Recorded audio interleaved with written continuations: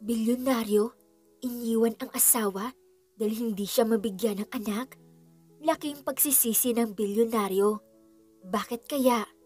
Tama ba ang ginawa ng binata sa pag-iwan ng kanyang asawa? May dahilan kaya ang lahat kung bakit nagawa ng asawa nito? Pero paano kung sa pag-iwan niya, malaking pagsisisi pala? Habang buhay kaya niya itong dalhin? Napawi ang ngiti ni Kera nang marinig mula sa kabilang phone ang sinabi ng kaibigan nilang si Benji na noon nasa Japan dahil sa business trip. Sinadya niya talagang tawagan ito upang ipaalam na nakauwi na siya ng Pilipinas. Kakauwi niya lang kasi galing USA nang maisipan niyang makipagkita sa kaibigan bago tumuloy sa apartment niya. Kaya naman, nagulat talaga siya sa nalaman. Si Hayden lang kasi ang makakapunta dahil nga wala si Benji. Anong sabi mo? Ulit pa niya mula sa kabilang linya. Ang sabi ko, ikakasal na si Hayden kay Shaira this coming Friday. Kiara!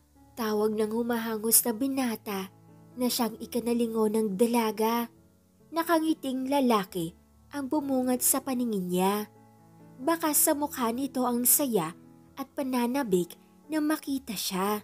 Si Hayden na ba yan? Usisa pa ni Benji mula sa kabilang linya. Tatawagan na lang kita mamaya, paalam niya bago binaba ang phone at hinarap si Hayden na nakangiti. Aktong yayakapin siya nito. Iangat niya ang kamay upang pigilan ang binata na pakunot noon naman sa ginawa niya.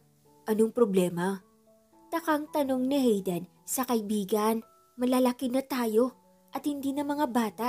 Kaya sa tingin ko, hindi na normal ang ganitong pagbati. Mataray niyang sagot, lalo na't masama ang loob niya dahil sa hindi pagsasabi sa kanya ni Hayden ng tungkol sa binabalak nitong pagpapakasal. Lumaki ka sa US pero conservative ka pa rin. Hindi ko ba pwedeng yakapin ang best friend ko? Malambing na wika ni Hayden at aktong muling yayakapin ang dalaga nang hawakan siya nito sa ulo at bahagyang inilayo. Tama na yan, baka makita pa tayo ng fiancé mo at isipin pa niyang inaagaw kita sa kanya. Hingus niya sa kaibigan, naglakad at naupo sa bench. Alam mo na pala ang, at nakakasama lang ng loob dahil hindi mo agad sinabi sa akin. I want to surprise you, kaya di ko sinabi na ngayong araw ang dating ko. Pero ako yung na-surprise. Hingos niya sa binata na napakawala ng isang malalim na buntong hininga. Pasensya ka na kung hindi ko nasabi agad sa'yo. Hindi ko kasi alam kung paano sasabihin sa'yo ang... Hindi mo alam kung paano sasabihin sa akin ang tungkol sa bagay na to? Hayden, ito ang pinakamahalagang araw ng buhay mo pero hindi mo sinabi sa akin. Ako na best friend mo. Napapailing niyang katwiran sa binata. I'm sorry. Pinili ko ang opportunity dito kaysa sa US dahil gusto kong makasama kayong dalawa ni Benji. Pero bakit parang hindi na ako kasali sa friendship natin? I mean, ikaw, dahil sa amin ni Benji, walang may nagbago. Pinili kong maging sekretary mo kaysa ang pamahalaan ang negosyo namin sa US. Kasi akala ko, gaya ka pa rin ng dati. Akala ko walang lihiman. Sumbat pa niya sa binata. Kera, alam kong mali ako. Honestly, gusto kong sabihin sa'yo na ikakasal na ako. Pero hindi ko alam kung paano magsisimula. Pasensya ka na. Hinging paumanhin ng binata sa kaibigan. Isang malalim na pagbuntong hininga ang pinakawalan ni Kera bago tumayo at hinarap ang kaibigan. Congrats sa wedding. I'm sorry kung hindi ako makakapunta. Pasensya na. Sagot ng dalaga bago ito tinalikuran. Masaya pa naman siya na makipagkita dito. Kaya naman hindi talaga niya inaasahan na ikakasal na ito sa ibang babae. Aminado siyang nasaktan dahil sa balitang iyon. Pero anong magagawa niya kung hanggang kaibigan lang talaga ang kayang ibigay sa kanya ni Hayden? Siguro nga nasa kanya ang mali dahil umasa siya na magagawang mahalin ng binata ng higit pa sa pagkakaibigan nila. Akala niya kasi may ibig sabihin ang pinaparamdam nito sa kanya. Mali pala. Hindi dapat siya umasa dito ng higit pa. Matapos umalis sa lugar na iyon, agad niyang tinawagan si Excel, ang nag-iisang lalaking kakampi niya sa lahat ng bagay. Ang nagsilbing iyakan niya sa mga panahong durog siya. Wala pang isang oras nang dumating ito sakay ng chopper. Pagkababa ni Excel, hinintay niyang makalapit muna ito bago niyakap ng mahigpit. "Are you okay?" Ang puno ng pag-alalang tanong ng binata. "Bakit ganun? Ang akala ko, tuluyan ko na siyang nakalimutan nung lumayo ako. Pero bakit bumalik lahat ng sakit? Hindi ko matanggap na magpapakasal na siya sa iba." Hinain niya sa binata habang nakayakap sa mga bisig nito na tila mapaslit.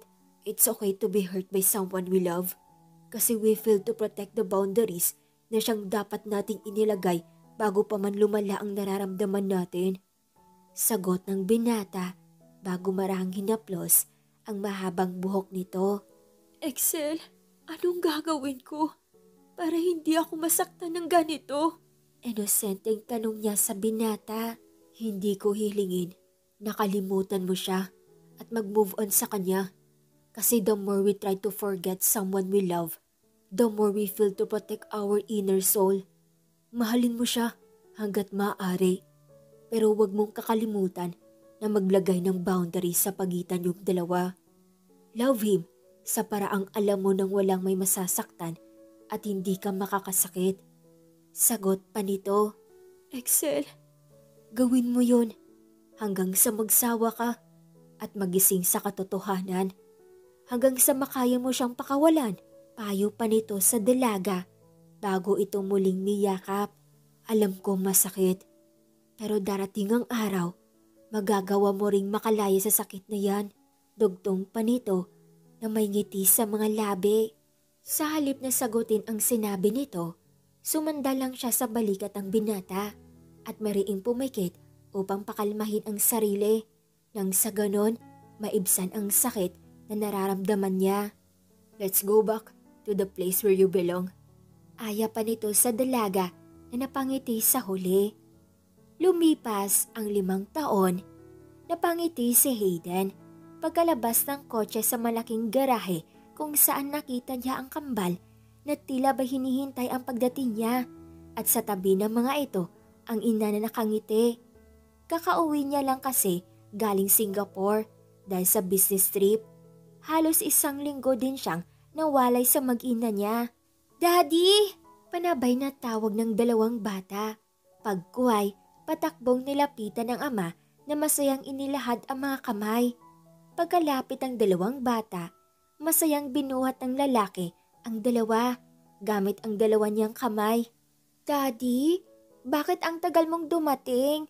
Miss ka na namin."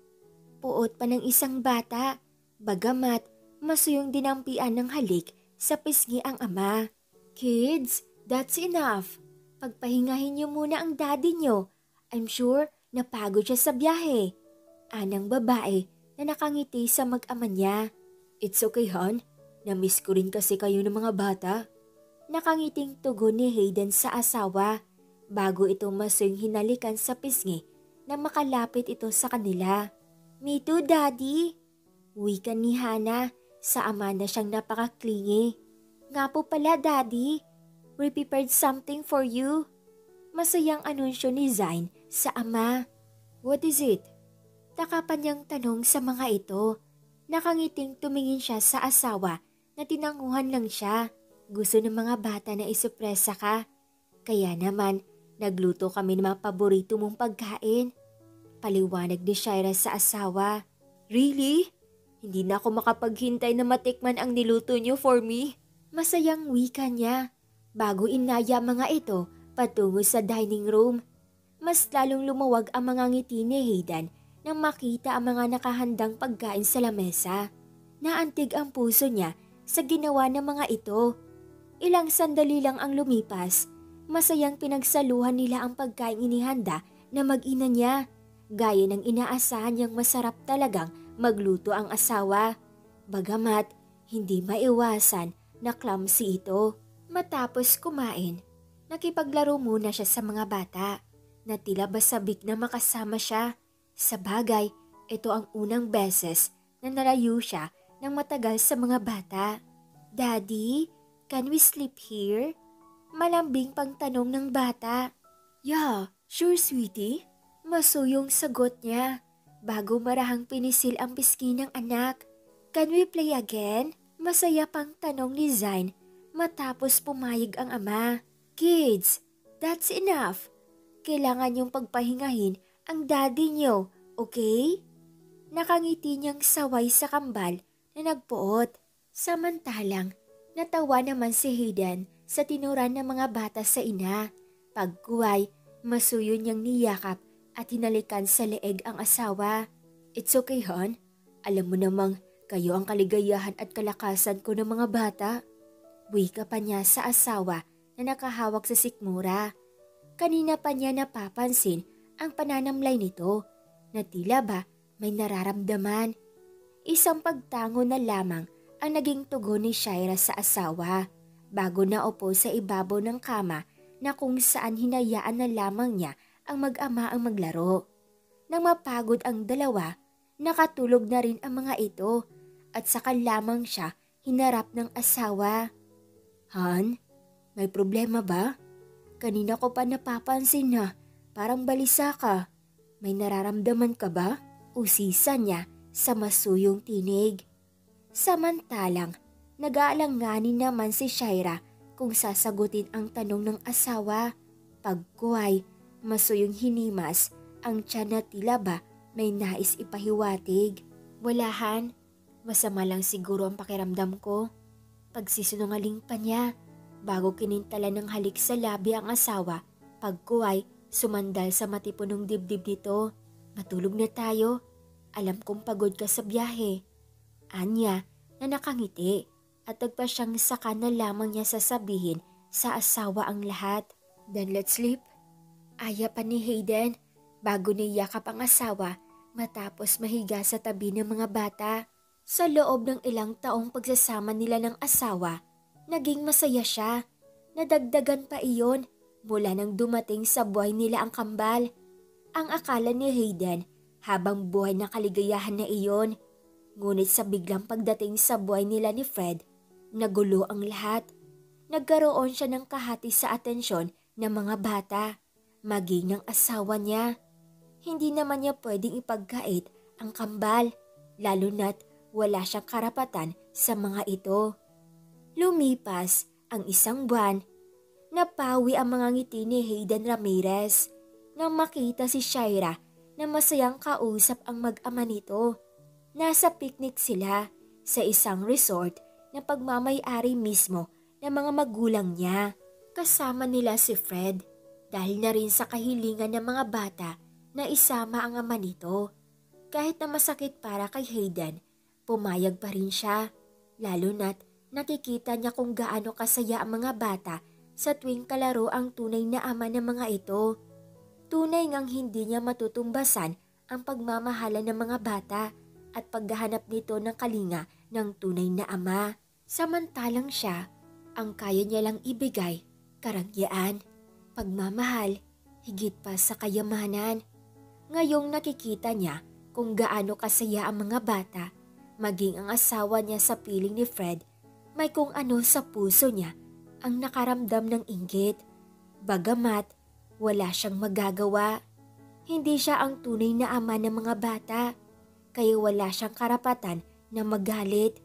Mas lalong wala siyang karapatan na pagbawalan ang asawa niya. Isang malalim na pagbuntong hininga ang pinakawalan niya bago tuluyang lumapit sa mga ito. "Anong sinabi sa iyo ni Kera?" Usisa ni Shaira sa asawa na makalapit ito. Last year lang na maging sekretarya ito ni Hayden. "She's asking about her vacation leave." Simpleng sagot niya bago naupo sa tabi niya. Agad namang lumapit ang bata kay Hayden at nagpakarga. "Daddy, look! Tito Fred picked this shell." Sumbong pa ng bata. Isang matamis na ngiti ang sumalay sa labi ni Hayden nang marinig ang sinabi ng bata. Kahit kailan, hindi nito tinawag na daddy si Fred, kahit na alam na nito kung sino ang tunay na ama. "Do you like it?" Tanong pa niya sa bata na mariing umiling. "Mas gusto ko pa rin po yung shell na pinik ni Tita Kera. Remember, Daddy?" Hayag pa nito. "Pwede ba tayong mag-usap, Hayden?" Singit ni Fred. Napigil ang inggit na nararamdaman sa nakikitang closeness ng dalawa. Isang marahang pagtango ang ginawa niya bago binalingan ang bata na malambing na hinalikan siya sa pisngi. Pagkuway, kusang pumunta sa ina. Ilang sandali lang ang lumipas. Tahimik na sumunod siya kay Fred na noon naghihintay sa tapat ng isang cottage. "Anong kailangan mo sa akin?" Usisa niya, bagamat pilit na kinakalma ang sarili. "Hindi ko gusto ang closeness niyo ng anak ko." Mariing wika nito. "Kaya pwede bang kung meron man sa ating dalawa ang dapat na manahimik, ikaw yun.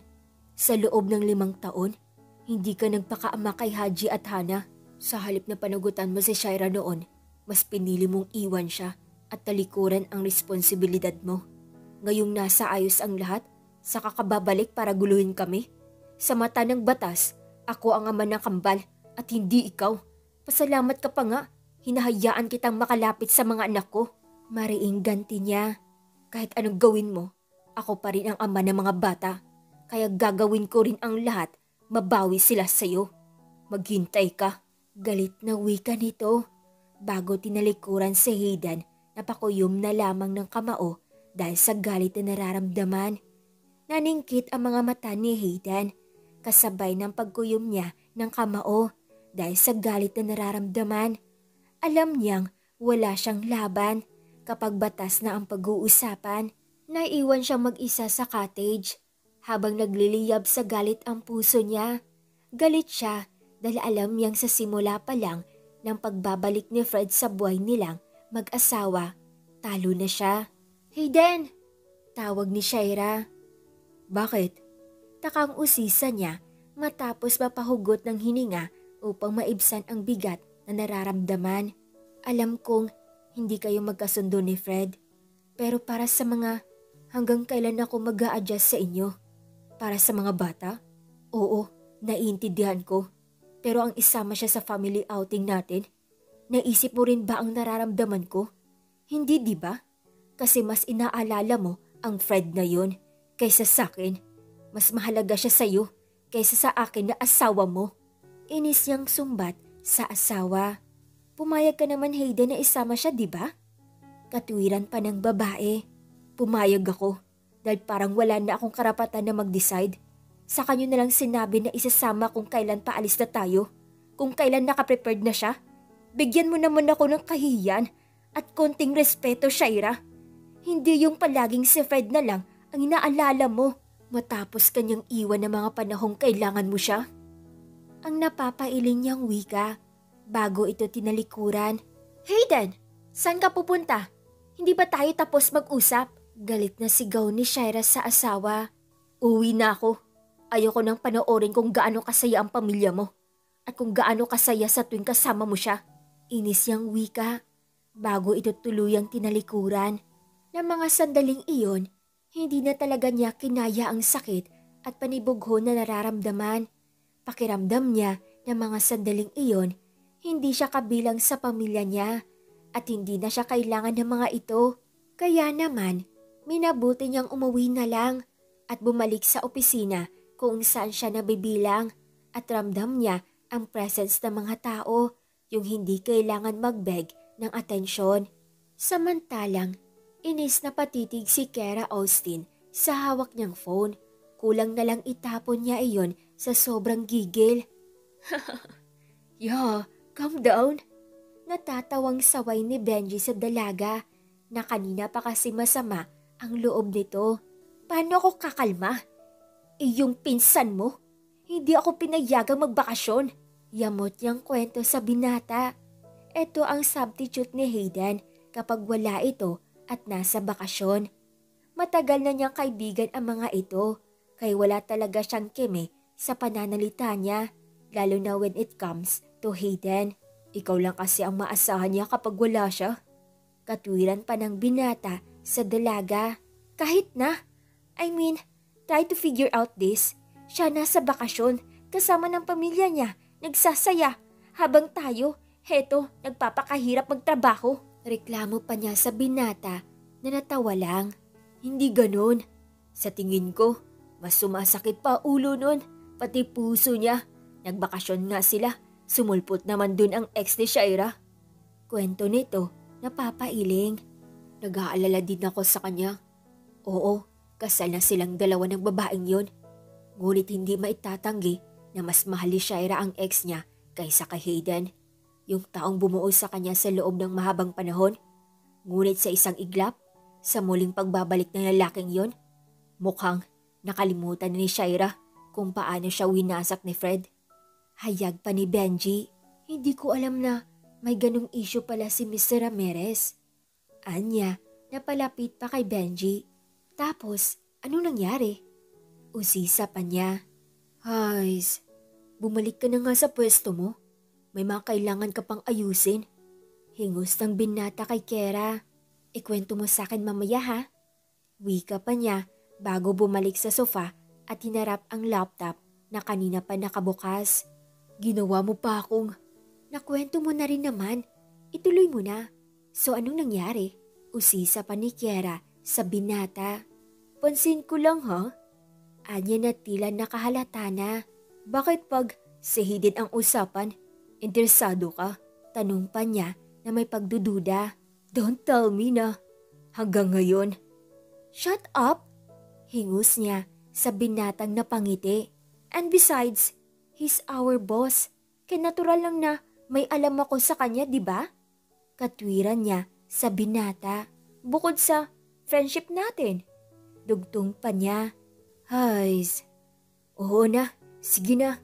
Mamaya, tapusin mo na yung mga ginagawa mo. Hingus naman ni Benji sa dalaga. Isang marahang pagtango ang ginawa ng dalaga. Habang abala sa trabaho, manakanakang nagkukwentuhan silang dalawa ni Benji tungkol sa buhay ng boss nila. Na mga sandaling iyon, lihim siyang naramdaman ng awa para dito.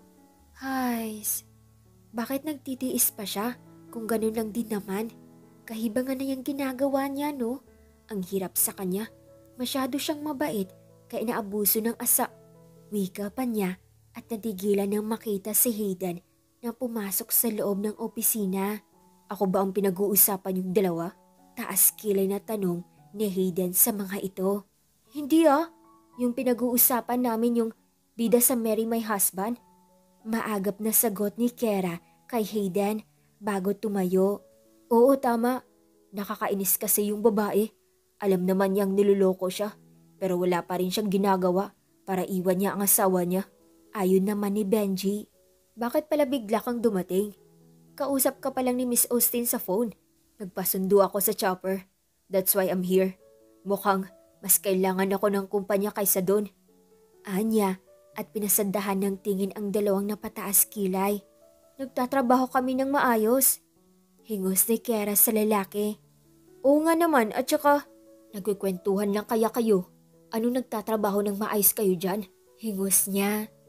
Nag-away na naman ba kayo dahil sa lalaking yun? Hays, ang babaeng yun talaga.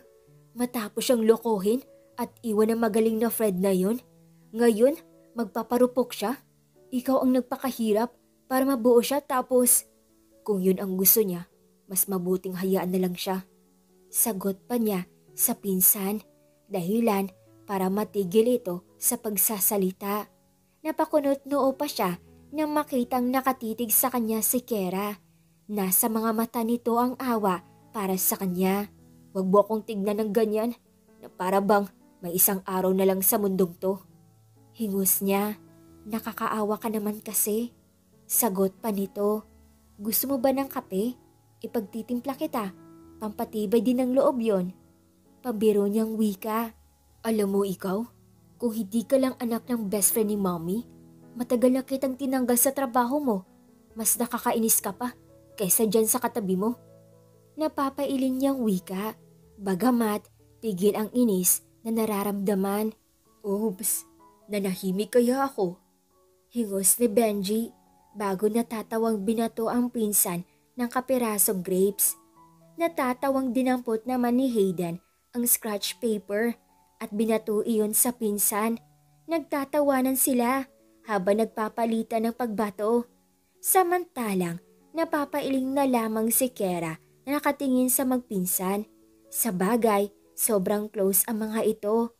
Nanlaki pa ang mga bilugan niyang mata na mapansing nakatingin sa kanya ang dalawa na tila may binabalak. Don't you?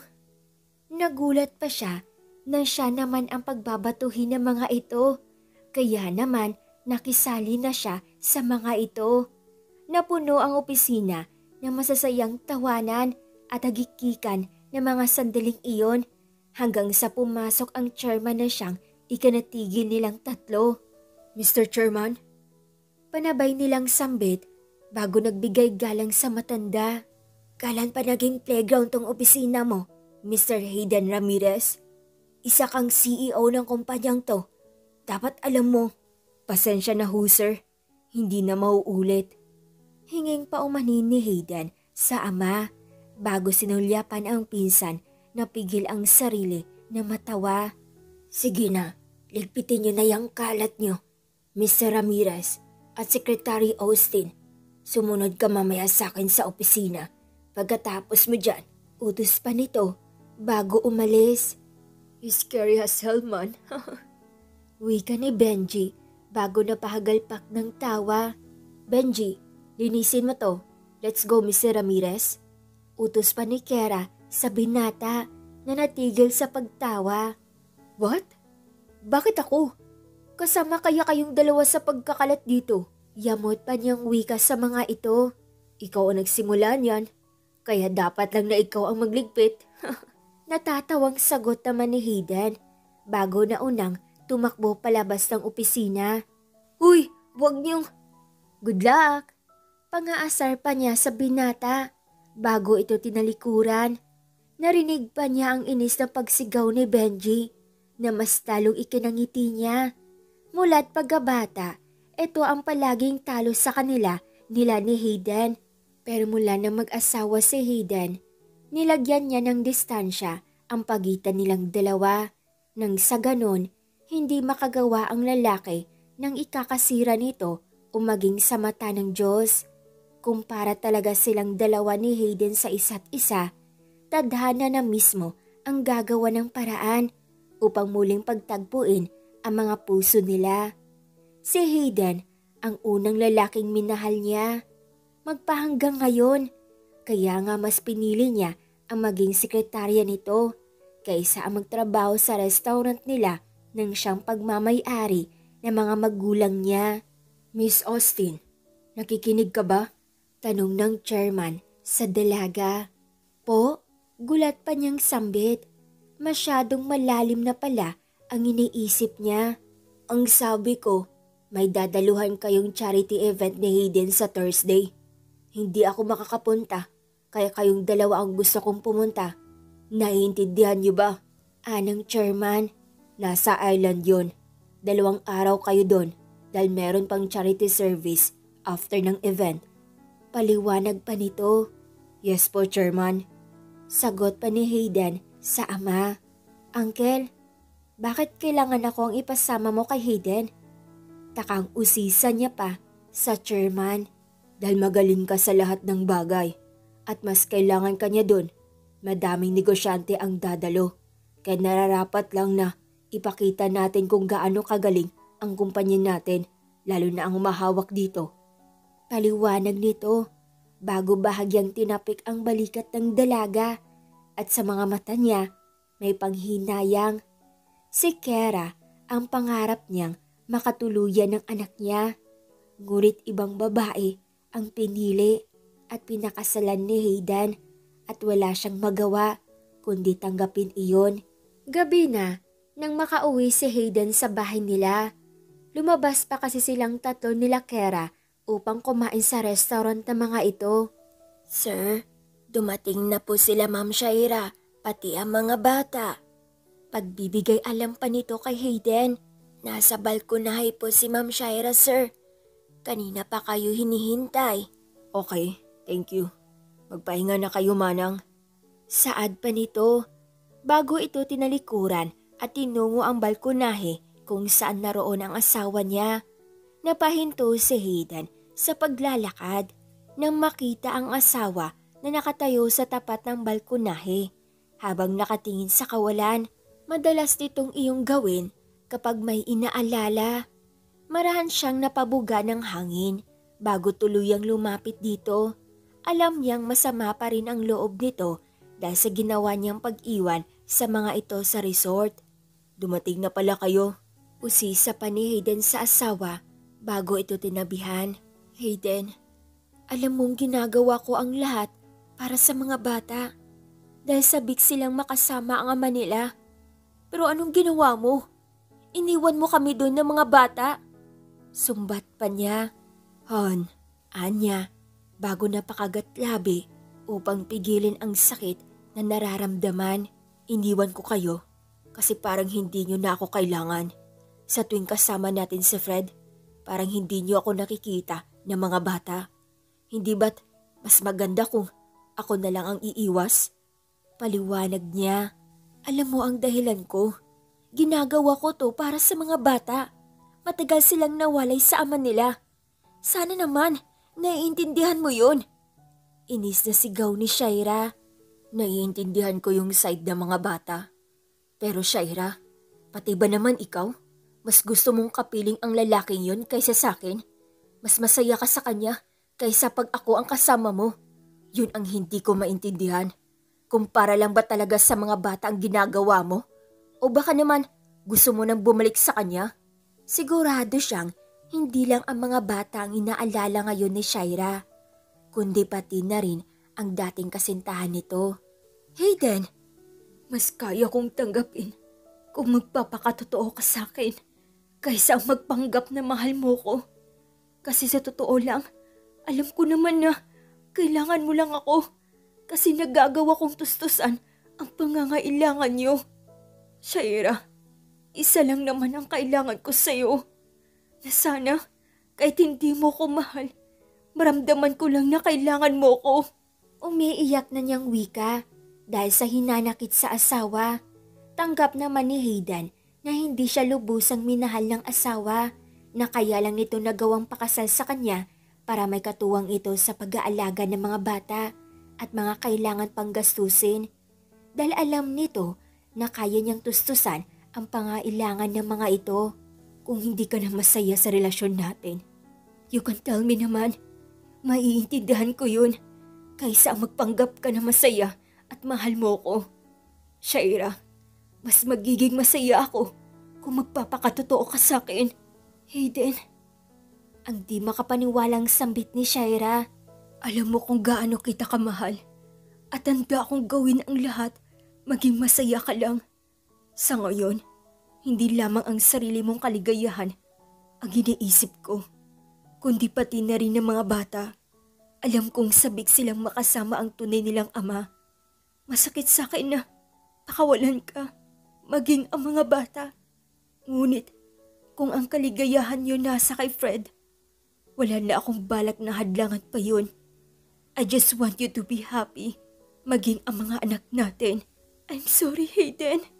Humihikbi niyang hinging, paumanhin sa asawa. I'm sorry. Kung hindi ko man lang kayang suklian ang pagmamahal mo sa amin ng mga bata. Hinging paumanhin ni Shaira. Isang matamis na ngiti ang sumilay sa labi ni Hayden. Pagamat hindi maikakaila ang lungkot sa mga mata niya. May pait na makikita roon. No, it's okay. Wala kang kasalanan. Lahat naman tayo nakakagawa ng pagkakamali. Lahat tayo nagiging mahina when it comes to love, Shaira. I once became your umbrella. We shared a lot of disaster. At ngayon, handa kong ibigay ka sa mas matibay at magandang payong na sasamahan ka sa gitna ng ulan, bagyo, o maging sa tag-init. Umiiyak na wika ni Hayden na hindi napigil ang sarili na maiyak. I'm really sorry. kung hindi ko magawang suklian ang pagmamahal mo, maging sa mga bata. Umiiyak na hinging paumanhin ni Shaira sa binata. Wala kang kasalanan, Shaira. Kailangan nating palayain ang isa't isa upang mahanap ang kaligayahang nararapat para sa atin. Kasi kung itutuloy pa natin to, magkakasakitan lang tayo at pareho tayong hindi magiging masaya. Hayag ni Hayden na punong-puno ng pait. Hayaan nating maging malaya ang isa't isa at piliin kung ano ang ikakabuti. Ayoko rin naman na makakagawa ka ng pagkakamali habang tayo pa. Kaya naman, hahayaan na kitang lumaya at maging masaya. Anya na muling nangilid ang luha sa mga mata. Siguro nga, yun ang makakabuting paraan upang kapwa nila mahanap ang kaligayahang nais ng mga puso nila. Lumipas ang 2 araw. Tahimik na katayo lang si Kara sa tapat ng kwarto ni Hayden. Nabalitaan kasi niya ang tungkol sa nangyaring hiwalayan ng dalawa at sa tabi niya ang maid na kanina pa nakatayo kasama niya. Wala ba siyang balak na tumayo at magtrabaho? Usisa niya sa maid. Pasensya na po, Miss Kara. Pero parang ganun na nga. Hindi pwede sa akin ang ganito. May mahalagang event pa kaming dadaluhan. Hindi porket broken-hearted siya ay exempted na siya sa trabaho. Yamot pa niyang sabi bago kinatok ang binata. Hayden Ramirez, bumangon ka na dyan. Kundi sisirain ko tong pinto ng kwarto mo. Yamot niyang banta. Miss Kara, huminahon po kayo. Saway pa ng maid sa dalaga. Isa! Sigaw niya at muling kinalampag ang pinto. 2! Miss, ano bang problema mo? Asar na tanong ni Hayden sa dalaga matapos pabuksan ang pinto.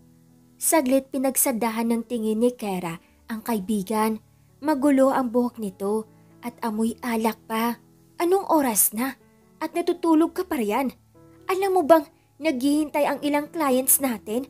May charity event pa tayong dadaluhan. Seremonya sa kaibigan.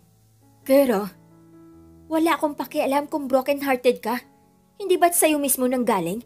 Hindi sapat na dahilan ang anumang problema when it comes to job na kailangan nakahiwalay ang personal na buhay sa trabaho. Paalala pa niya, bagamat lihim na dudurog ang puso niya sa nakikitang kalungkutan sa mga mata ng kaibigan. Hindi ganito ang Hayden na kilala niya, ang Hayden na minahal niya magpahanggang ngayon. Manang, maaari po bang ipagtimpla niyo si Hayden ng kape? Bali niya sa maid na agad tumango bago umalis.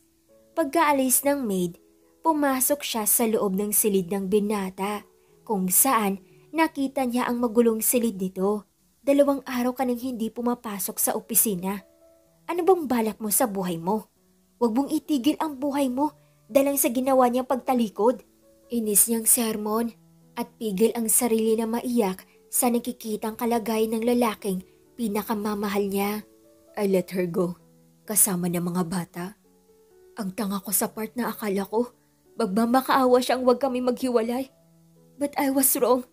Buong puso niya yung tinanggap na para bang wala lang ako sa kanya.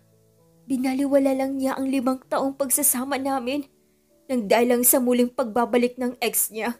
Kwento ni Hayden na bahagyang natawa bagamat naroon ang sakit sa mga mata. Hindi mo dapat iniiyakan ang ganong klaseng babae. Huwag mong pag-aksayahan ng luha ang mga taong hindi naman dapat. Ganito pala ang pakiramdam na nagpapaubaya. Pinakawalan ko siya kasi yun ang tama. Kasi dun siya masaya at hindi na akong kailangan niya. I used to her umbrella back then. We shared a lot of disaster from dusk to dawn. Akala ko sasamahan niya ako habang buhay. Pero iniwan niya ako. Iniwan niya ako dahil hindi na siya masaya. Dahil hindi na ako ang kailangan niya. Kwento pa niya. Hayden, nakakatawa lang na kailangan natin pakawalan yung isang tao. Kahit gaano pa natin kagustong manatili sa kanila, kahit na parang ang hirap magsimula at masani nang wala sila. Dugtong pa ng lalaki na tila ba nais lang maibsan ang bigat na nararamdaman. Nangyayari talaga yan. Ganun kapag minahal mo yung isang tao. Handa kang ipaubaya siya sa iba. Maging masaya lang siya. Kahit kapalit pa nun ang kaligayahan mo. Love is too selfish. Kahit gaano mo pa kagustong maging masaya, hindi papayag ang tadhana, lalo na kung iba ang nakatakda sa'yo o maging sa taong minahal mo. Pero alam mo kung ano ang pinaka-worth it na bagay na ginagawa natin para sa taong mahal natin? Ay ang palayain sila ng bukal sa loob natin. Ang makita silang nakangiti at masaya sa taong pinili nila. Wika ni Kera na bahagyang ngumiti, ngunit hindi maikukubli ang sakit na nararamdaman. Kung makapagsalita ka, parang damang-dama mo ang pinagdadaanan ko. Natatawang pabiro ni Hayden. Hindi lang ikaw ang nakaranas niyan, no? Pero alam mo kung anong pinagsisihan ko ngayon? Na wala akong ginawa nun para ipaglaban siya, na hinayaan kong napunta siya sa maling tao, na akala ko kasi magiging masaya siya habang buhay. Pero hindi pala, dahil ang binigay sa kanya ng taong pinili niya ay puro lungkot at bighati. Kwento niya na siyang ikinakunot noon ni Hayden. Wala kang nabanggit sa akin tungkol sa guy na yan. Kilala ba namin siya ni Benji? Usisa pa ni Hayden na clueless. Alam mo, bago pa mapunta sa kung saan tong usapan natin, mabuti pang umalis na tayo at baka malate pa tayo sa event. Pag-iiba pa ng usapan ni Kera bago umikot, ngunit aksidenteng nasagi ang bag niya ng estante kung saan nahulog at sumabog ang mga gamit niya sa lapag. Ang clumsy mo talaga, hingos ni Hayden sa dalaga. Bagamat tinulungan pa rin ito nang hindi sinasadyang may nadampot siyang pills. Kailan ka pa gumagamit ito? Ta kanyang tanong sa kaibigan sa pag-aakalang pagmamay-ari nito iyon. Excuse me? Bakit ako gagamit ng ganyan? Wala naman akong boyfriend o asawa. Hingos ni Kera, bagamat agad ding natigilan. Hindi kaya naiwan niya ni siya. Hindi na niya natapos ang sasabihin na makita ang galit sa mukha ng kaibigan. Nakakapagtaka naman kasi na halos 5 taon na nagsama ang dalawa, ngunit wala pa ring anak ang mga ito.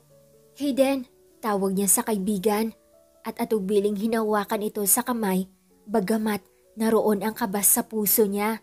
Hindi naman maaalis ang tiwala niya kay Hayden na hindi siya nito magagawang saktan. I'm good. Malamig na sagot ni Hayden bago ngumiti ng mapait. For almost 5 years, niloko niya ako. Ang buong akala ko, hindi ko kaya mag-produce ng anak. Yun pala, gumagamit siya ng pills para hindi kami magkaroon ng anak. Puno ng galit na wika niya. Hayden, sambit niya nang alisin nito ang kamay niyang nakahawak dito. Mauna ka na sa charity event at hayaan mong si Benji na ang mag-handle ng ilang business transaction natin. May kailangan akong puntahan at linawin. Susunod ako doon sa charity event pagkatapos nito. Utos pa niya kay Kera bago ito lumapit sa damitan. At anong binabalak mo? Ang kumprontahin siya sa bagay na to? Ang di makapaniwalang tanong niya sa kaibigan. Kung yun ang ikakatahimik ko, mapatunayan ko lang na mali ang iniisip ko tungkol sa sarili ko. Sagot pa niya bago tinalikuran si Kera na walang nagawa kundi ang hayaan siya. Bagamat napapailing may tiwala siya kay Hayden na hindi ito gagawa ng isang bagay na ikakasira ng pangalan ng pamilya niya. Mariing napapikit si Hayden upang pigilan ang galit sa puso niya na mga sandaling iyon nakaharap niya si Shaira. Tinawagan niya ito upang makapag-usap silang dalawa. Bago yun, nagpakawala muna siya ng isang malalim na pagbuntong hininga. Kaya kita tinawagan para makapag-usap. Gusto kong malaman kung bakit ginawa mo to. Anya at pigil ang sarili na maluha bago inilabas ang pills. Napakasakit para sa kanya na malamang ayaw ni Shaira na magbunga ang 5 taong pagsasama nila. Hayden, gulat na sagot nito sa dating asawa. Sa loob ng 5 taon, inakala kong hindi ko kayang magbigay ng anak na wala akong kakayahang makabuo. Hindi mo alam kung gaano yun kasakit para sa akin, Shaira.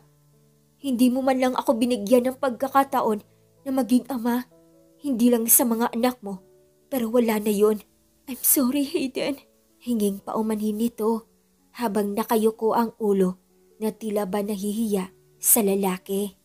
Siguro nga tama lang ang ginawa mo. Nang sa ganun, walang dahilan para manatili ka pa sa akin. Huwag kang mag-alala. Ito na ang huling araw nating pagkikita. Ang lawyer ko na lang ang bahala sa mga kailangan natin para sa annulment. Hayag niya bago tumingin sa kamay nito kung saan nakita niyang may sugat marahil nakuha nito iyon sa paghihiwa ng lulutuin. Hanggang ngayon, hindi ka pa rin nag-iingat. Iwasan mong masugatan ka. Kat yun na lang ang gawin mo para sa akin. Hayden, hinahanap ka ng mga bata. Hindi pa rin sila sanay nang hindi ka nakikita. Alam kong kalabisan na to. Pero pwede mo bang dalawin sila? Kahit minsan, pakiusap ni Shaira. Isang marahang pagtango ang ginawa ni Hayden. Maging siya man, nasasabik ba ring makita ang mga bata. Makasama ang mga ito kahit sa loob lamang ng maikling panahon. Matapos kausapin si Shaira, minabuti niyang umalis upang sundan si Kera sa charity event. Pinauna na kasi niya ito nang sa ganon ito ang unang humarap sa ilang investors na dadalo sa event. Ilang oras din ang ginugol niya bago narating ang lugar kung saan gaganapin ang charity event. Maraming tao ang naroon sa venue, ilang sikat na investors at kasosyo ng kumpanya nila. Hey, Mr. Hayden Ramirez? Bati ng isang lalaki na may hawak pang shot glass. Hindi ko inasahan na ikaw ang dadalo. I thought it was your dad. Wika pa nito. Yeah, hindi ko rin inaasahan. Sagot pa niya bago muling tumingin sa paligid upang hanapin ang dalaga. Hinahanap mo ang sekretarya mo? She's there, chatting with my cousin.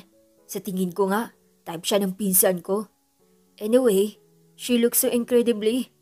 Puri pa nito, sabay turo sa pinakadulong upuan kung saan makikita ang dalagang masayang nakikipagkwentuhan sa isang lalaki. Saglit na tigilan si Hayden. Ito ang unang beses na nakita niya ang kaibigan na masaya habang may kausap na ibang lalaki bukod sa kanilang dalawa ni Benji. Ngayon niya lang muling nakita ang masayang mga ngiti nito na matagal na panahon ding nawalay sa hindi niya alam na dahilan. Alam mo, nagtataka talaga ako kung bakit hindi naging kayo ni Miss Austin. Sobrang sanggang dikit kayong dalawa at bagay sa isa't isa. Ang akala ko nga dati, kayo ang magkakatuluyan. Wika nito na puno ng panghihinayang. Alam mong, kaibigan ko lang si Kera at mula pagkabata, hindi ko siya tinignan bilang ibang babae. Gusto ko siya as my sister, hindi bilang mapapangasawa. Sagot pa niya bago ito tinalikuran. Tahimik na lumapit siya sa mga ito habang nakasunod naman sa kanya si Morgan, ang isa sa mga ka-business partner ng kumpanya nila. Nalaman ko kay Dad na nakuha niyo ang bagong project sa Beijing. Saad pa ni Morgan. Yeah, at baka ako ang humawak doon. Malaking project yon na hindi pwedeng ipagkatiwala sa ilang tauhan ni Dad. Katwiran pa ni Hayden. Alam mo bang, pupunta ako ng Beijing at 2 taon ako doon. Gaya mo, walang ibang mapagkakatiwalaan si Dad. Kaya kahit na ayaw kong umalis ng bansa, wala akong magawa. Magkita na lamang tayo kung may pagkakataon. Sabi pa nito na marahang tinanguhan ni Hayden. Mr. Ramirez, nandito ka na pala. Bati ni Kera kay Hayden. Yeah, at mukhang ngang hindi mo ako napansin dahil busy ka sa pakikipag-usap sa kanya. Sagot naman ni Hayden at sumulyapan ang lalaking kausap ni Kera. I'm sorry sir. Nga pala sir, this is Mateo. Alam mo bang isa siyang sikat na artist? I can't even believe na finally I've met him personally. Masayang pagbabalita ni Kera. Oh great! Ang tanging nasabi na lamang ni Hayden sa dalaga. Pagkuway, kinamayan ang lalaki. Nabasa ko sa news ang husay mo sa pagpinta. Actually, isa ka sa mga taong hinangangaan ng mami ko. Ilang gawa mo na rin ang binili niya. Pagmamalaki ni Hayden sa lalaki. Masaya akong malaman yon. Nakangiti pa nitong sabi bago sinulyapan ang dalaga na nakangiti. Tahimik lang si Hayden habang manakan-nakang nakikipag-usap sa ilang investors at paminsan-minsan sinusulyapan niya ang kaibigan na noon nakaupo sa di kalayuan kasama ng ilang sekretarya at sa tabi ng dalaga naroon pa rin si Mateo. Mukhang malakas ang tama ng pinsan ko sa sekretarya mo. Pabulong pang wika ni Morgan. Pansin ko nga rin yun.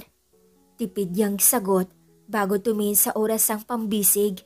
Kanina pa kasi siya naiinip sa pakikinig ng speech. Kahit naiinip, minabuti ni Hayden ang manahimik na lamang at hintayin na matapos ang event. Bukas pa kasi gagawin ang charity service na wala din naman siyang ideya kung ano. At isa pa, nasanay siyang nasa tabi palagi ang dalaga dahil ito ang nagpapaliwanag sa kanya ng lahat at kapag naiinip naman siya, nagagawa nitong magbiro hanggang sa hindi na nila namalayan na tapos na ang speech. Pero ngayon, ang layo nito.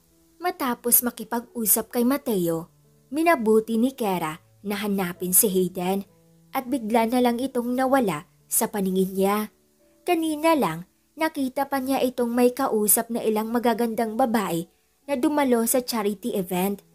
Kaya hinayaan na lamang niya, lalo na't mukhang nalilibang naman ito sa pakikipag-usap kahit gustong-gusto na niya itong lapitan para kausapin. Halos maikot na niya ang buong venue na matagpuan ito sa likod kung saan matatanaw ang malawak na karagatan. May kausap ito sa phone at aksidente niyang narinig ang tungkol sa annulment. Sir, formal niyang tawag sa kaibigan matapos itong makipag-usap sa phone. Just call me Hayden. Tayong dalawa lang naman yung nandito. Sagot pa ni Hayden sa dalaga. Narinig ko ang usapan niyo ng lawyer tungkol sa annulment. Yun na lang ang paraan para maging masaya kaming dalawa sa bagong buhay na harapin namin nang hindi kinakailangan umasa sa isa't isa. Sagot pa niya sa kaibigan. Pero paano yung mga bata? Kera, ginawa ko na ang part ko as a father sa kanila. Kahit nasa loob lamang na maikling panahon at ngayong kasama na nila ang totoong ama nila, wala nang dahilan para hadlangan ko sila na magsama-sama. Honestly, masakit sa akin ang ginawa kong to. Pero nakakagaan din pala ng pakiramdam kapag tinanggap mo lahat ng sakit, yung katotohanan. Maybe it's our fate na pagtagpuin ng tadhana. Siguro nga, hindi kami para sa isa't isa. At may ibang babae pang nakatakda para sa akin. At kung dumating man yung panibagong pag-ibig sa buhay ko, hindi ko na pakakawalan yun. Wika ni Hayden na ngumiti. Ngayon, nakikita niyang mas maayos ang kalagayan ni Hayden kaysa kaninang umaga. Marahil nakatulong dito ang pag-uusap ng dalawa. Nabigyan ng linaw ang lahat. Pinakawalan ang isa't isa upang makapagsimula ng panibagong pahina. Masaya akong marinig yun mula sa'yo. At least ngayon, nagkaroon ng linaw ang lahat at nakakangiti ka na ng ganyan. Puna ni Kera sa kaibigan na nakatingin sa kamay niya. Minsan pa itong napakunot noo. Bakit? Usisa niya na may pagtataka. Sa halip na sagutin nito iyon, kusang kinuha ni Hayden ang kamay niya. Pagkuway, tinitigan ang daliri niya na noon ay may sugat. Saan mo to nakuha? Usisa pa ni Hayden na may pagtataka. Pagkuway, may kinuha sa bulsa gamit ang isa niyang kamay. Mamaya na lang natin gamutin tong sugat mo. Lagyan ko muna ng band-aid para hindi mapasukan ng bakterya. Paliwanag pa niya. Samantalang, tulalang nakatitig lang siya dito. Ito ang minahal niya sa kaibigan dahil napaka-caring at attentive nito sa bawat taong nakapaligid dito. God knows kung gaano niya kamahal si Hayden. Nahanda siyang ipaubaya ito sa babaeng mahal nito kung yun ang kaligayahan ng kaibigan. Alam ng Diyos kung gaano niya hiniling na sana mabigyan ng pagkakataon na mahalin siya nito, na ibigay sa kanya si Hayden ang nag-iisang lalaking pinakatatangi niya. Can you please take care of yourself? Nang sa ganon, hindi ka nasasaktan at nasusugatan. Wika pa niya sa dalaga bago ngumiti. Thank you. Ang tanging nasabi na lamang niya at pigil ang sarili na kiligin sa simpleng ginawa nito bagamat hindi pa rin niya mapigilan. It's not a big deal. Sagot pa niya bago tumingin sa karagatan. Nga pala, hindi mo pa nakwento sa akin ang tungkol sa first love at sa one great true love mo. Pag-iiba niya ng usapan, hindi naman yun mahalaga. At isa pa, sa ngayon, gusto kong bigyan siya ng sapat na oras para makapag-isip, para maghilom ang sugat sa puso niya. Sagot pa niya nang nakangiti. Kung ganon, galing siya sa breakup with her girlfriend. Usisa muli ni Hayden sa kaibigan. Kahit talaga kailan, napakamanhid ang ugok na to. Pabulong ng pangsagot ng dalaga. Anong sinabi mo? Kunot noong tanong ni Hayden na may pagtataka. Wala. Ang sabi ko, kailangan na nating bumalik sa loob para hanapin ang magiging silid natin dahil bukas pa tayo makakabalik sa kumpanya. Hingos ni Kera sa kaibigan na napapailing sa kanya. Tara na boss, okay? Masaya pang sabi niya bago humakbang bagamat nakaharap sa kaibigan. Nang hindi sinasadyang mapatid siya ng bato, she was about to fall down nang biglang kumilos si Hayden ng mabilis at hinawakan ang bewang niya dahilan upang mahila siya nito pasandal sa dibdib nito. Saglit nagtama ang mga mata nila nang pag-angat niya ng mukha ang maamo mukha nito ang natitigan niya. Noon niya lang napansin na maganda ang mga mata nito. Mataman lang siya nakatitig sa dalaga hanggang sa tumunog ang phone niya na naging dahilan upang maghiwalay ang mga mata nila. Hoys, bakit ba ang clumsy mo? Hingos pa nito upang itago ang embarrassment na nararamdaman pagkuway na una naglakad sa dalaga upang sagutin ang tawag. Ang maid nila ang tumatawag. Bagay na minsan lang nitong gawin lalo na kapag emergency. Nagtataka man, bagamat hindi na siya nag-atubili pang sagutin iyon. Bakit manang? Takang usisa niya mula sa kabilang linya. Sir, kailangan niyo pong bumalik ngayon sa mansyon. Tumawag si Ma'am Shaira. Nawawala yung mga bata. Pagbabalita nito, paanong nawawala? Siya yung kasama ng mga bata. Ang medyo mataas na boses na tanong niya sa maid. I'll be there in a few hours. Bilin pa niya bago binaba ang hawak na phone. Nagulat pa siya nang pagharap niyang makita si Kera nakakunot noo. Kailangan nating bumalik. Nawawala yung mga bata. Pagbibigay alam niya sa dalaga. Hindi na niya hinintay pa na makasagot ito. Nauna na siyang naglakad patungo sa kotse. Pagdating sa mansyon, inabutan nilang naroon si Shaira nang puno ng pag-alala ang mukha. Unang tingin pa lang niya sa dating asawa ng kaibigan, may kung ano siyang napansin dito. Bagamat, lihim na karamdam ng awa para sa babae. Kilala niya ang Shaira na minahal ng kaibigan. Alam niyang hindi nito kayang gumawa ng isang bagay na ikamumuhin ni Hayden. Pakiramdam niya, may isang bagay na tinatago si Shaira kay Hayden at yun ang bagay na gusto niyang tuklasin.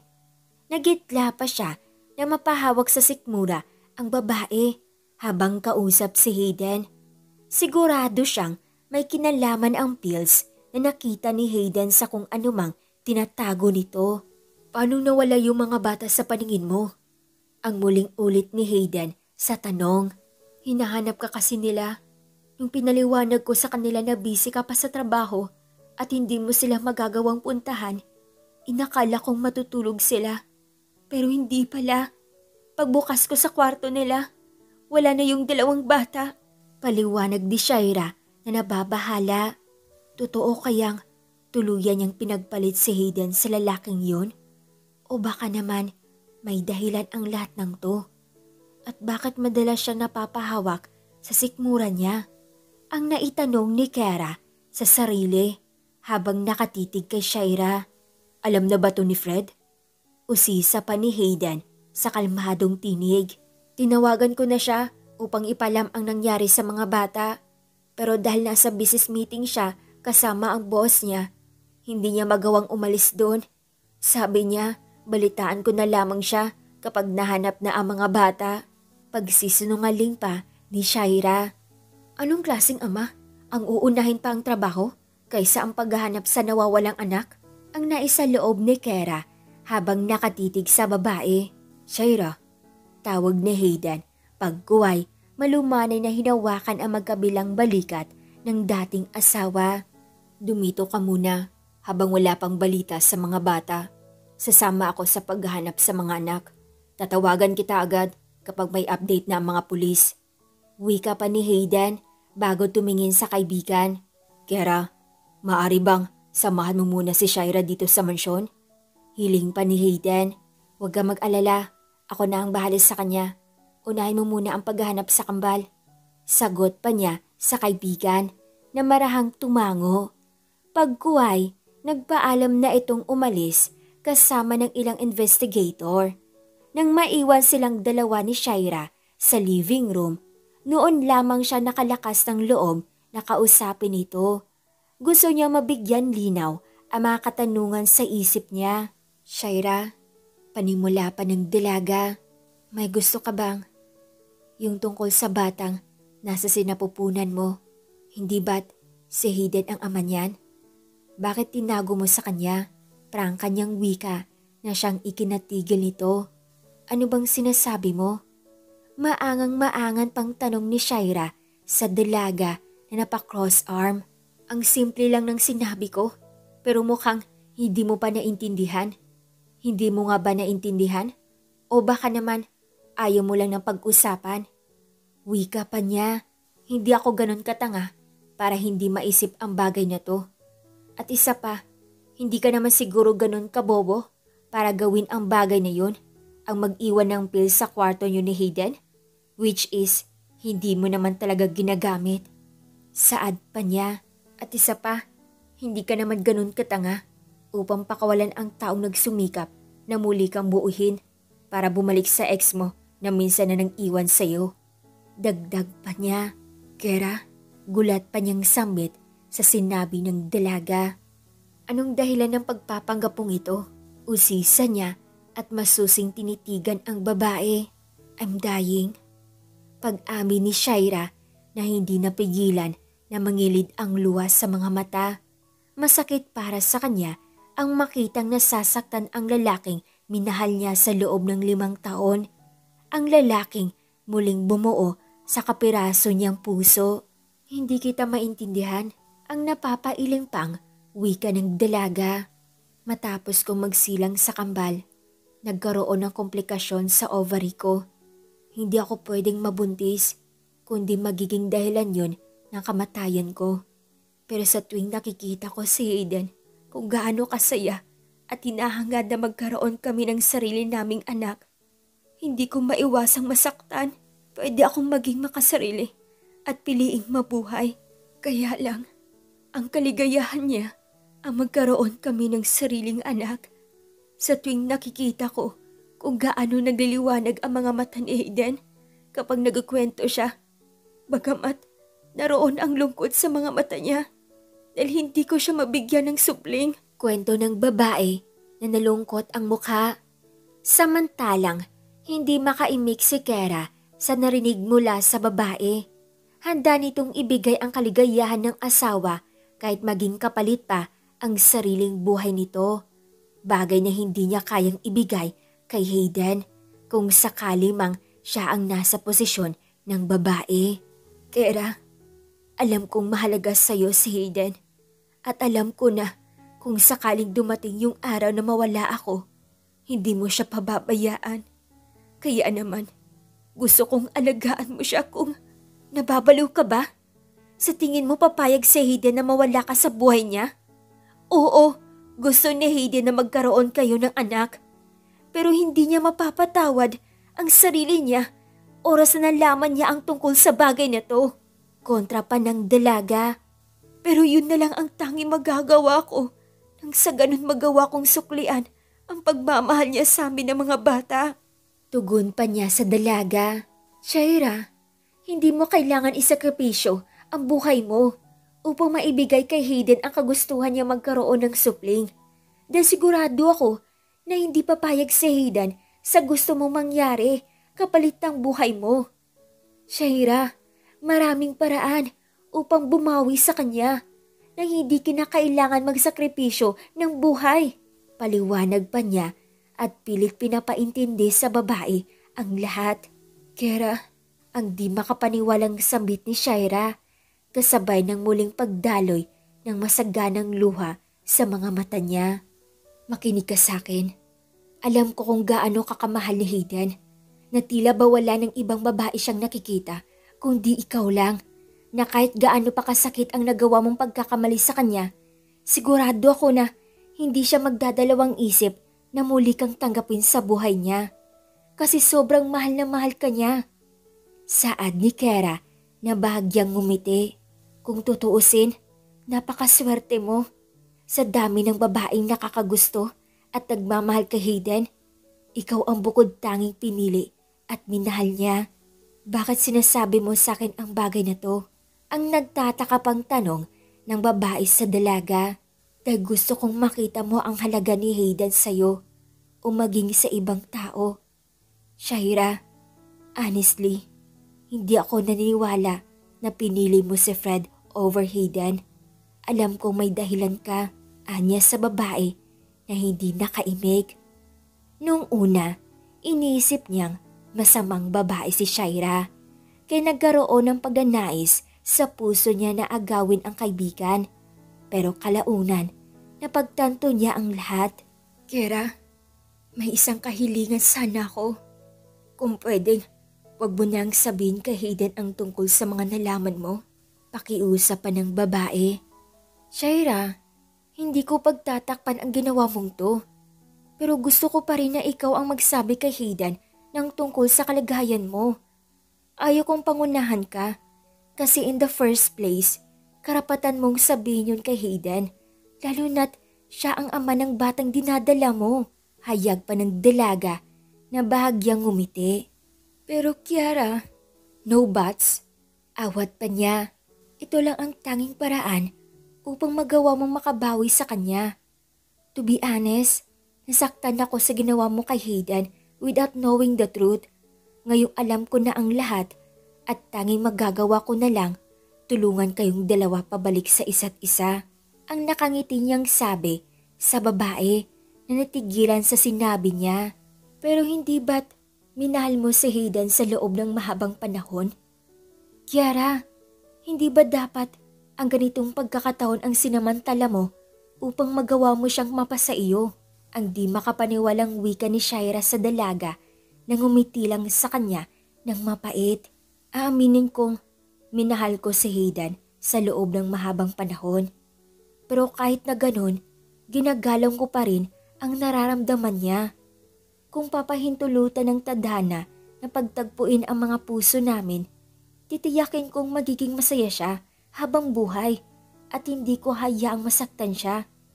Kaya lang, magkaiba ang tadhana namin ni Hayden dahil ikaw ang pinalad na pinili at minahal niya. Sagot pa nito na sa huling ngumiti kahit nadurog ang puso niya. I'm sorry kung nasaktan ko si Hayden. Alam kong napaka-selfish ko sa ginawa kong pagtalikod sa kanya. Hinging paumanhin ng babae. Wala kang dapat na ihingi ng sorry sa akin. At isa pa, wala kang kasalanan o maging si Hayden. Tanggap ko naman na ikaw ang pinili at minahal niya. Ang tangi mahihiling ko lang sa'yo, huwag mong sasaktan si Hayden sa pangalawang pagkakataon. Pakaalagaan at ingatan mo siya. Hiling niya sa babae na hindi mapigilan ang sarili na maluha. I'm sorry, Kera. And thank you sa lahat ng ginawa mo para sa akin at sa mga bata. Pasasalamat pa nito habang humihikbi. Saka ka na magpasalamat kapag naayos mo to.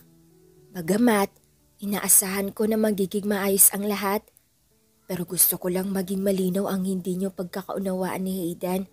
Nang sa ganon, magawa niyong mamuhay ng maluwalhati, payo pa niya. Magsasalita pa sana siya nang tumunog ang phone niya. Nagtatakang tinignan iyon ng dalaga. Minsan pa siyang napakunot noo nang makita sa caller ID kung sino ang tumatawag. Bagamat sinagot pa rin. "Yes, manang, napatawag kayo." Taka niyang bati mula sa kabilang linya. "Miss Kiara, gusto ko lang po ipaalam sa inyo na narito ang kambal sa bahay. Nagulat nga po ako pagdating ko sa apartment mo. Narito sila." Pagbabalita pa nito. Teka, paano nila nalaman ang Saglit siyang natigilan sa tanong niyang iyon nang maalala minsan na niyang dinala ang mga bata sa apartment niya kung saan ipinagluto pa ng dalaga ang mga ito. "I'll be there, manang, in a few minutes. Just taking care of them." Bilin pa niya bago binaba ang hawak na phone at hinarap ang babaeng nakatingin lang sa kanya. Nasa bahay ang mga bata. Pagbibigay alam niya sa babae. Napakunot noo. "Paano nila? Minsan ko na silang dinala doon nung sinundo ko sila sa school." Simpleng sagot niya. "Kung ganun, halika na. Sunduin na natin ang mga anak ko." Wika pa nito sa dalaga. Isang marahang pagtango ang ginawa ni Kiara bilang pag-ayon. Matapos tawagin si Hayden at ipaalam kung nasaan ang mga bata, minabuti nilang umalis na at sunduin sa apartment niya ang kambal. Maingat na magmaneho si Kiara ng sasakyan patungo sa apartment niya. Hindi pa man sila nakakarating sa paroroonan nila ng pagliko niya ng sasakyan. Isang rumaragasang truck ang dumaan at walang atubiling binangga ang sasakyan nila. Kahit naging maingat siya sa pagmamaneho, hindi pa rin nila naiwasan ang aksidente. Na mga sandaling iyon, naramdaman ni Kiara ang pag-ikot ng paligid niya, ang paghapdi ng mga paa niya, maging ang pagtulo ng dugo sa ulo niya, kasunod ng pagkawala ng ulirat niya. Samantalang nangihinang napalingon si Shaira sa dalaga. Pagkuway, nanginginig ang kamay na hinawakan ang tiyan niya. Nangilid ang luha sa mga mata. Habang patuloy na hinihimas ang tiyan, nakatingin lang siya kay Kiara na mga sandaling iyon na walang malay. Ramdam niya ang pagbigat ng mga mata niya na tila ba may mabigat na nakadagan doon. Kiara, please, stay awake." Kahit hirap, pinilit niyang bigkasin ang mga katagang iyon. "Kiara!" Tawag niya sa dalaga at pinilit na abutin ito kahit na hinang-hina na siya. "Kiara!" Narinig pang sigaw ni Shaira mula sa labas ng sasakyan. Sigurado siya na sa iisang tao lang nagmula ang tinig na iyon. Na mga sandaling iyon, nagkaroon ng pag-asa ang puso niya nang marinig ang boses ng asawa. Samantalang patungo na sana si Hayden sa kinaroroonan ng kambal nang makita niya mula sa kabilang kalsada ang sasakyan ni Kiara. Napangiti pa siya nang makita mula sa bintana ng sasakyan niya ang dalaga. Ngunit agad ding napawi ang mga ngiti niya nang bigla ang dumaan ang isang truck at walang atubiling binangga ang sasakyan ng dalaga. "Kiara!" Sigaw niya mula sa loob ng sasakyan. Pagkuway, mabilis na iginilid ang sasakyan. Mula sa kabilang kalsada, kita niya ang pagbaliktad ng sasakyan ng kaibigan. "Sila Kiara ba yun?" Tanong naman ni Benji na siyang kasama ni Hayden na mga sandaling iyon. Sa halip na sagutin, mabilis na bumaba siya ng sasakyan. Sinamantala niya ang pagkakataon na huminto ang ilang sasakyan dahil sa nangyari. Mabilis na tinungo niya ang sasakyan ng dalaga habang ang truck naman na bumangga dito tuluyan ng tumakas. "Kiara!"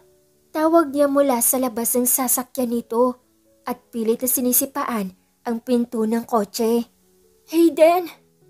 Dinig pa niyang tawag ng isang babae na kung hindi siya nagkakamali, boses ng asawa niya iyon. "Hayden!" Tawag ni Benji at pilit na hinila ang lalaki palayo sa sasakyan. Hindi, nasa loob ng sasakyan sina Kiara at Shaira. Kailangan natin silang iligtas. Sagot niya sa pinsan na pakunot noo.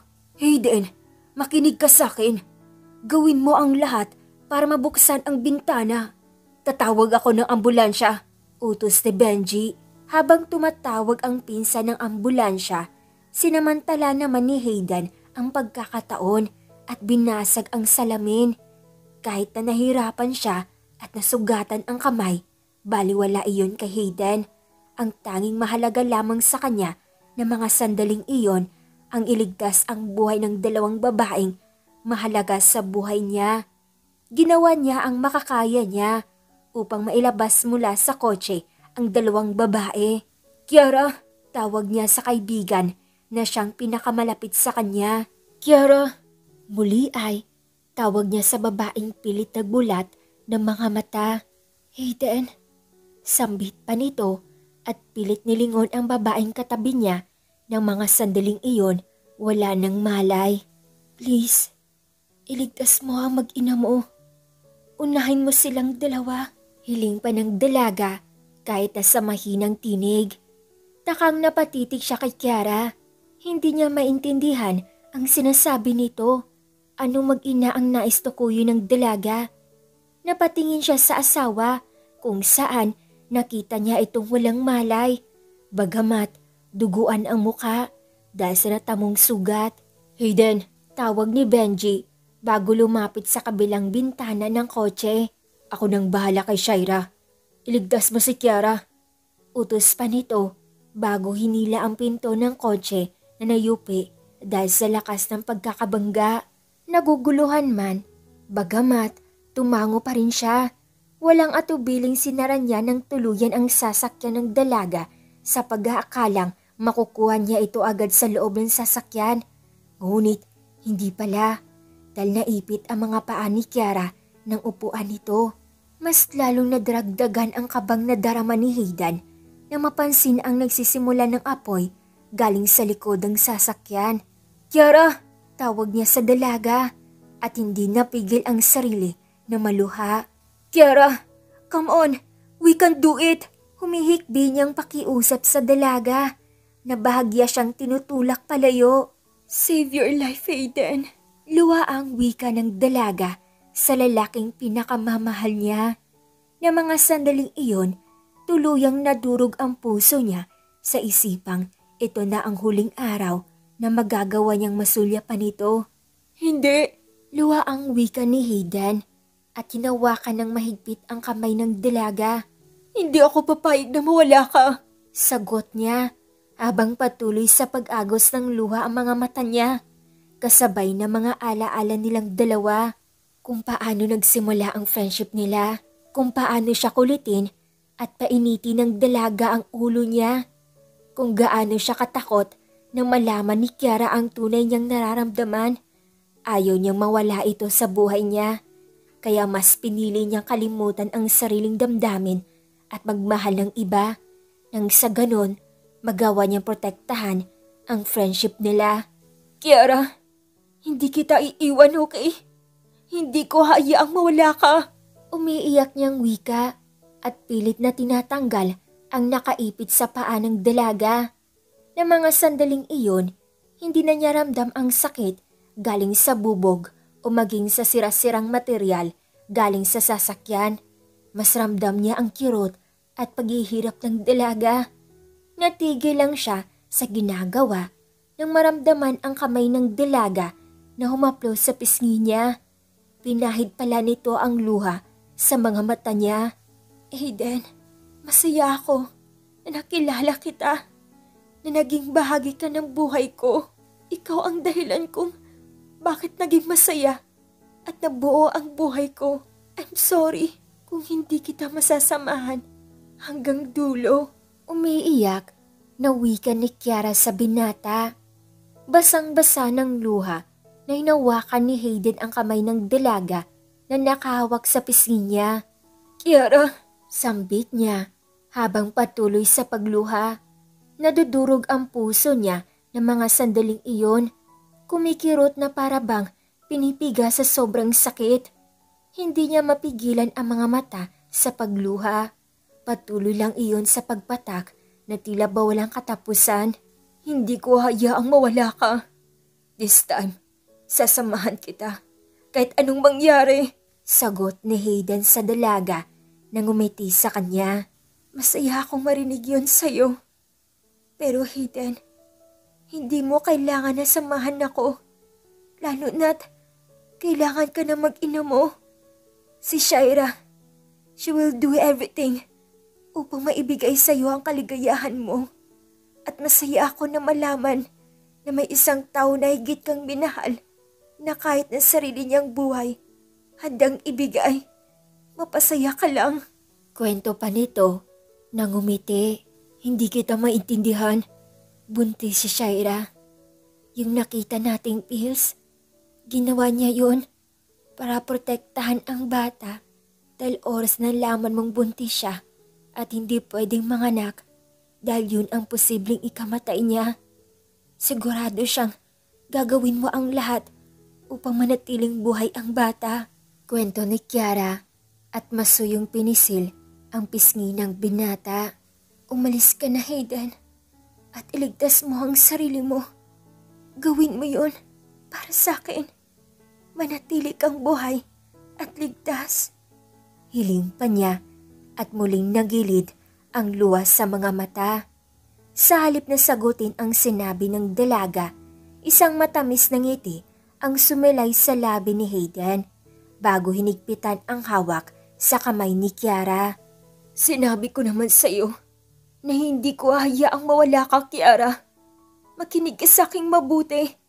Mas kailangan kong manatili ka sa tabi ko kaysa ang mawala. Kaya naman, gagawin ko ang lahat upang mailigtas ka. Katwiran ni Hayden bago pilit na inaalis ang upuan na nakaipit sa dalaga. Mabuhay man ako, wala na ring silbi dahil hindi ko na magagamit pa ang mga paang ito. Naiintindihan mo ba yun, Hayden? Kaya umalis ka na. Iwan mo na ako. Iligtas mo ang sarili mo kung nais mo pang mabuhay. Sigaw ni Kiara at pilit nilalabanan ang sakit. Dahil sa ginawang iyon ng dalaga, mas sinigpitan pa ni Hayden ang pagkakahawak sa kanya. Umalis ka na, pasigaw pang wika ni Kiara. Hindi, mas gugustuhin ko pang mamatay kasama mo kaysa ang walang gawin habang may pagkakataon pa akong iligtas ka. Sagot ng lalaki. Hayden, hindi mo kailangan gawin yun. Ang tanging gusto ko lang naman ay manatiling ligtas at buhay ka. Sagot ni Kiara. No, Kiara, hindi na kita iiwan pa gaya ng ginawa ko dati. Dahil natakot akong mamatay dahil sa pagiging makasarili ko. Kaya naman, this time, kasama mo na ako. Sabay nating haharapin ang kamatayang ito. Tugon niya bago nilingon ang asawa na noon kasama ni Benji at wala pa ring malay. Malungkot na ngumiti siya at handa nang tanggapin ang kapalaran. Ngunit ilang sandali lang dumating ang rescue team. Una nilang inapula ang apoy na nagsisimula ng lumiyab. Nang matiyak na hindi nasasabog ang sasakyan, minabuti nilang tulungan ang dalaga na maalis sa sasakyan. Nang mga sandaling iyon, wala nang malay ang dalaga. Lumipas ang 2 linggo, tila ayaw nang gumising ni Kiara mula sa magandang panaginip kung saan tanging kasayahan lamang ang nararamdaman niya, kaligayahan ng punong-puno ng pagmamahal. Sa panaginip niya malayang nagagawa ng dalaga ang lahat. Nakakamit niya ang katahimikan na matagal nang inaasam ng puso niya. Naroon lang siya sa magandang tanawin, nakaupo at pinagmamasdan ang nagagandahang bulaklak na sinasayawan ng mga paru-paro. Nakangiti siya na tila ba walang ibang inaalala kundi ang mahumaling sa ganda ng paligid. Sa tila paraisong kinasasadlakan niya. Kiara, wake up. Kailangan ka ni ng mom at dad. Hindi mo sila pwedeng iwan. Gaya ng ginawa kong pag-iwan sa inyo. Kaya nakikiusap ako. Bumalik ka sa buhay nila. Ang malamyos na tinig na iyon ang nagpagising sa kanya mula sa kanyang nahuhumaling na diwa sa kapaligiran. Ma'am? Sambit niya kasabay ng pagdanais na muling makabalik sa mga taong mahal niya. Samantalang halos di makapaniwala si Hayden sa paggalaw ng kamay ni Kiara. 2 linggo na kasi itong nakaratay sa hospital bed at walang malay. Tanging aparatos at makina ang nagbibigay ng hininga dito. Kiara, sambit ni Hayden. Gosh, masaya akong makita ng gising ka na. Muli ay sambit ng lalaki. Hayden, sambit ni Kiara sa nangihinang tinig. Nasaan si Shaira? Nakaligtas ba siya? Usisa ng dalaga. She's fine. Kasama ang baby namin. Thank you for saving her. At sa anak, kinaya niya ang operasyon kahit na walang anesthesia para sa baby namin. Napaka-strong niya. Nakangiting kwento ni Hayden sa dalaga. Masaya ako para sa inyong dalawa. At isa pa, huwag mo nang ituloy ang annulment. Hindi ka niloko ni Shaira. Kundi ginawa niya yun para protektahan ang bata. Lalo na't makakasama para sa kanyang nagbuntis. Alam ko, kaya naman maraming salamat sa ginawa mong pagprotekta sa mag-ina ko. Pasasalamat ni Hayden sa dalaga nang umiti lang sa kanya. Nasaan ang parents ko? Usisa niya sa kaibigan. Si tita, nasa labas. Gaya nakasanayan niya mula nang dumating ka dito. Palagi siyang naroon sa silid dasalan bago siya pumasok dito. Sagot ni Hayden sa dalaga. Isang marahang pagtango ang ginawa niya bilang tugon. Ilang sandali lang ang lumipas. Pumasok naman ang ina ni Kiara. Halatang nagulat ito na makita siya. Kiara anak? Sambit pa nito. Pagkuhay, maluha-luhang tumingin sa kawalan at mabilis na lumapit sa dalaga. Masaya akong makita kang nagkamalay na. Sambit pa nito na hindi mapigilan ang labis na kaligayahan. Bumalik ako dahil kailangan niyo ako. I'm sorry, Mommy, kung natagalan ako bago ako nagising. Katwiran niya sa ina nang umiti sa kanya. Pagkuhay, hinalikan siya sa noo. Isang matamis na ngiti ang sumilay sa labi niya bago niyakap ang ina. Marami siyang katanungan tungkol sa babaeng nasa panaginip niya. Ngunit minarapat niyang manahimik muna. Sa paglipas ng araw, minabuti ni Kiara na kalimutan ang lahat ang magsimula. Sa kabila ng lahat ng mga pinagdaanan niya, aminado siyang malungkot dahil sa tuluyang pagpapalaya niya kay Hayden at sa kalagayan niya ngayon dahil naipit ang mga paa niya. Matatagalan bago siya muling makalakad. Kiara, ready ka na ba? Ang nakangiting tanong ni Excel na may dalang ice cream. Bumalik si Excel ng Pilipinas matapos itong mabalitaan ang nangyari sa kanya. At ngayon, mas pinili nitong iwan ang buhay sa ibang bansa upang manatili sa tabi niya. At saan tayo pupunta? Ang nakangiti niyang tanong habang nakaupo sa wheelchair. Dadalawin natin ang libingan ng ate mo. Naroon ang parents mo at tayo na lang ang hinihintay nila. That anniversary ngayon ng ate mo at sa unang pagkakataon na makakapunta ka at magagawa mo siyang madalaw. Sagot ng binata at inabot sa dalaga ang isang ice cream na masaya namang tinanggap nito. Pagkuhay, pumesto siya sa likod ng dalaga upang magtulak ng wheelchair. Nitong nakarang araw, nalaman niyang may kapatid siya. Bata pa siya na mawala ito dahil sa car accident. Kahit sumama ang loob niya sa mga magulang dahil sa ginawa nitong pagtatago ng lihim tungkol sa pagkamatay ng kapatid niya, naunawaan niya rin ang mga ito. Mas masakit nga naman balikan ang nakaraan, ang pagkawala ng mahal natin sa buhay. Masaya ako ngayon na nagawa mo siyang palayain. at hindi ko nakikita ang bitterness dyan sa mukha mo. Pagkos, napalitan niyo ng bagong pag-asa at panibagong simula. Hayag ni XL bago sinimulang itulak ang wheelchair. Nagawa ko yun dahil magaling magpayo ang advisor ko. Pilyang sagot niya sa binata na natawa sa huli, kaya natawa na rin siya. Na mga sandaling iyon, masasabi niyang nagagalak ang puso niya. Wala nang sakit, tanging kaligayahan ang naroon sa puso niya. Lalo na ngayong nalaman niya na tunay na minamahal ni Shaira si Hayden. Kaya masaya siyang ipaubaya ang lalaking minsan na niyang minahal, lalo na't masaya ito sa piling ni Shaira. "Huwag mo akong tignan ng ganyan, Mr. Excel Navarro." Hingos si Kiara, bagamat nakangiti.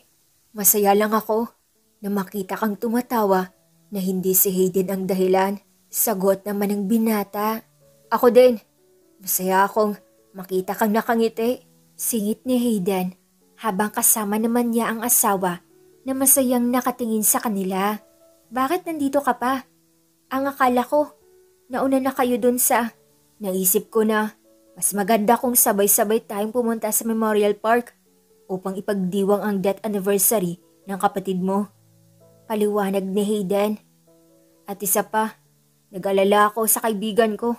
Akala ko, manahimik ka na nga dyan." Singit ni Benji na nakangiti. "Umalis na tayo at kanina pa naghihintay sila tita." Aya pa nito. "At isa pa, may kasama akong..." "Kumusta?" Bati ni Fred sa mga ito na tigilan. "Anong ginagawa niya dito?" Takang usisan ni Hayden at niyakap ang asawa na siyang ikinatawa ng mga naroon. "Don't be possessive, okay?" Saway ni Kiara na nakangiti. "Alam na nating lahat na kaya bumalik si Fred hindi para guluhin ang pamilya niyo, kundi dahil sa favor ni Shaira. At isa pa, ikakasal na yan." "Oo nga naman bro. Pasensya na sa gulong nagawa ko." Hinging paumanhin ito sa mga naroon. "Kalimutan na lang natin ang nakaraan at magsimula uli." Sagot ni Hayden na may ngiti sa mga labi. Siguro nga, lahat ng bagay kailangan mangyari upang may matutunan at magawa nating tanggapin ang realidad. Mas masaya magparaya kaysa ang maging makasarili. Sabi nga nila, kung mahal mo ang isang tao, handa kang isakripisyo ang sarili mong kaligayahan. Masilayan lamang ang ngiti sa mga labi niya. Ganun marahil ang nagagawa ng pag-ibig. Nagiging mapagpaubaya para sa ikakaligaya ng mga taong mahal natin, para sa katahimikan.